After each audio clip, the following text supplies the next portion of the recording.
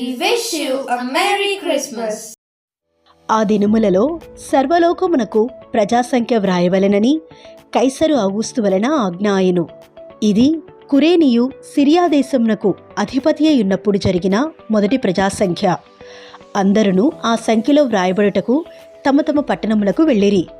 యోసేపు దావీదు వంశంలోను గోత్రములోను పుట్టినవాడు గనుక తనకు భారీగా ప్రధానము చేయబడి గర్భవతి అయ్యుండిన మరియతో కూడా ఆ సంఖ్యలో వ్రాయబడుటకు గలిలయలోని నజరేతు నుండి యూదయలోని బేత్లెహేమనబడిన దావీదు ఊరికి వెళ్ళెను.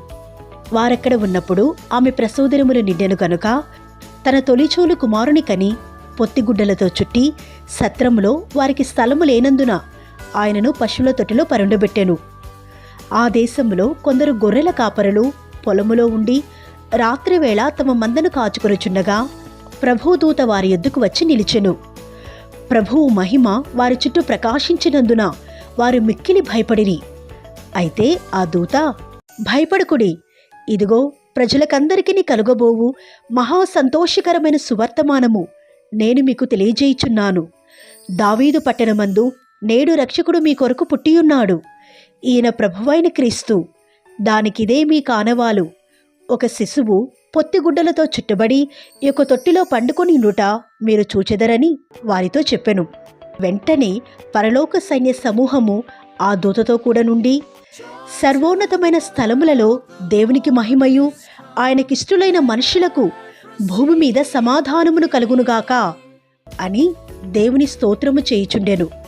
ఆ దూతలు తమ యొద్ద నుండి పరలోకమునకు వెళ్ళిన తరువాత ఆ గొర్రెల కాపరులు, జరిగిన ఈ కార్యమును ప్రభువు మనకు తెలియజేయించి ఉన్నాడు, మనము బేత్లెహేము వరకు వెళ్ళి చూతము రండి అని ఒకనితోనొకడు చెప్పుకొని త్వరగా వెళ్ళి మరియను యోసేపును తొట్టిలో పండుకొని ఉన్న శిశువును చూచిరి. వారు చూచి ఈ శిశువును గూర్చి తమతో చెప్పబడిన మాటలు ప్రచురము చేసిరి. గొర్రెల కాపరులు తమతో చెప్పిన సంగతులను గూర్చి విన్నవారందరూ మిక్కిలి ఆశ్చర్యపడిరి. అయితే మరియ ఆ మాటలన్నీ తన హృదయంలో తలపోసుకునుచు భద్రము చేసుకునెను. అంతటా ఆ గొర్రెల కాపరులు తమతో చెప్పబడినట్టుగా తాము విన్నవాటిని కన్నవాటినన్నిటిని గూర్చి దేవుని మహిమపరచుచు స్తోత్రము చేయుచు తిరిగి వెళ్ళిరి.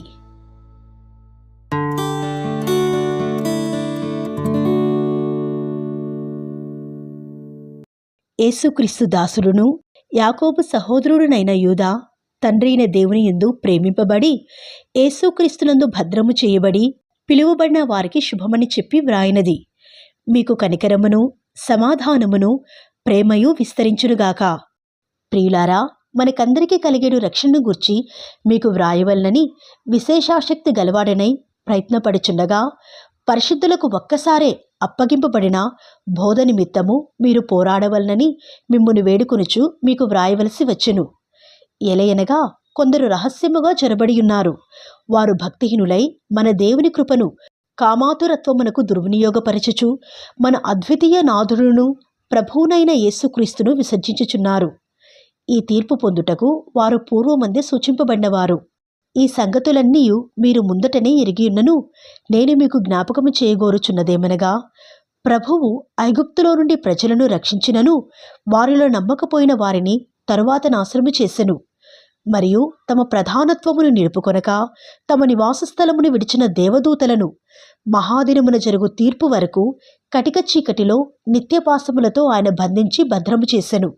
ఆ ప్రకారముగానే సొదొమ గొమొర్రాలను వాటి చుట్టుపట్లనున్న పట్టణములను వీరి వలెనే వ్యభిచారము చేయుచు పరశరీరానుసారులైనందున నిత్యాగ్ని దండన అనుభవించుచు దృష్టాంతముగా ఉంచబడెను. అటువలనే వీరును కలలు కనుచు శరీరమును అపవిత్రపరుచుకొనుచు ప్రభుత్వమును నిరాకరించుచు మహాత్ములను దూషించుచూ ఉన్నారు. అయితే ప్రధాన దూత అయిన మిఖాయేలు అపవాదితో వాదించుచు మోషే యొక్క శరీరమును గూర్చి తర్కించినప్పుడు దూషించి తీర్పు తీర్చ తెగింపక ప్రభువు నిన్ను గద్దించునుగాక అనెను. వీరైతే తాము గ్రహింపని విషయములను గూర్చి దూషించువారై వివేక శూన్యములగు మృగముల వలె వేటిని స్వాభావికముగా ఎరుగుదురో వాటి వలన తమ్మును తాము నాశనము చేసుకొనుచున్నారు. అయ్యో, వారికి శ్రమ! వారు కయ్యూను నడిచిన మార్గమున నడిచిరి. బహుమానము పొందవలనని బిలాము నడిచిన తప్పు త్రోవలో ఆతురముగా పరిగెత్తిరి. కోరహు చేసినట్టు తిరస్కారము చేసి నశించిరి. వీరు నిర్భయముగా మీతో సుభోజనము చేయుచు తమ్మును తాము నిర్భయముగా పోషించుకొనుచు మీ ప్రేమ విందులలో దొంగమెట్టులుగా ఉన్నారు.